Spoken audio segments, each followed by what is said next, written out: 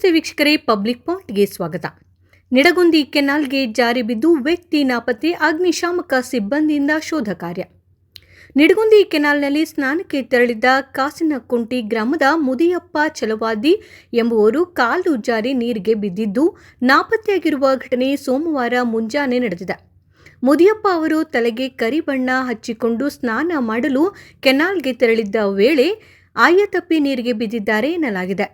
ನೀರಿನಲ್ಲಿ ಬಿದ್ದ ಬಳಿಕ ಮೇಲೆ ಬರಲು ಪ್ರಯತ್ನಿಸಿದ್ರೂ ಸಾಧ್ಯವಾಗದೆ ಮುಳುಗಿದ್ದಾರೆ ಎಂದು ಪ್ರತ್ಯಕ್ಷದರ್ಶಿಗಳು ತಿಳಿಸಿದ್ದಾರೆ. ಘಟನೆಯ ಮಾಹಿತಿ ತಿಳಿದು ಸ್ಥಳೀಯರು ಅವರನ್ನು ರಕ್ಷಿಸಲು ಪ್ರಯತ್ನಿಸಿದ್ರೂ ಯಾವುದೇ ಪ್ರಯೋಜನವಾಗಿಲ್ಲ. ಮುದಿಯಪ್ಪ ಅವರ ಬಟ್ಟೆ ಹಾಗೂ ಚಪ್ಪಲಿಗಳು ಕೆನಾಲ್ನ ದಡದಲ್ಲೇ ಪತ್ತೆಯಾಗಿವೆ. ಮುದಿಯಪ್ಪ ನೀರಿನಲ್ಲಿ ಮುಳುಗಿರುವ ಶಂಕೆ ವ್ಯಕ್ತವಾಗಿದ್ದು ಸ್ಥಳಕ್ಕೆ ಅಗ್ನಿಶಾಮಕ ದಳದ ಸಿಬ್ಬಂದಿ ಆಗಮಿಸಿ ಶೋಧ ಕಾರ್ಯ ಮುಂದುವರೆಸಿದ್ದಾರೆ. ಘಟನೆಯಿಂದ ಕುಟುಂಬಸ್ಥರ ಆಕ್ರಂದನ ಮುಗಿಲು ಮುಟ್ಟಿದೆ. ಮುದಿಯಪ್ಪ ಅವರ ಪತ್ತೆಗಾಗಿ ಶೋಧ ಕಾರ್ಯ ಮುಂದುವರೆದಿದ್ದು ಹೆಚ್ಚಿನ ಮಾಹಿತಿಗಾಗಿ ನಿರೀಕ್ಷಿಸಲಾಗಿದೆ.